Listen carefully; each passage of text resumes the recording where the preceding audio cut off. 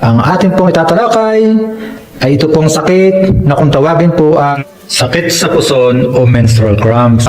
At ayon pa rin po sa mga eksperto, naririto naman po ang mga halamang gamot na siya pong gagamitin po ng pasyente kapag po ang kanya pong regla ay kulay mapusyaw, maputla at maitim.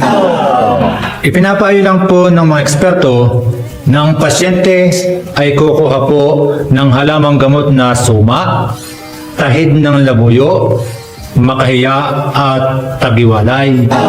Ang gagawin lang po ng pasyente, ilalaga po ito pong mga nasabing gamot na ito at ito po ay siyang palagi niyang iinumin. 3 beses po sa loob po ng isang araw at pwede rin po niya itong inumin sa oras po ng pagkakape.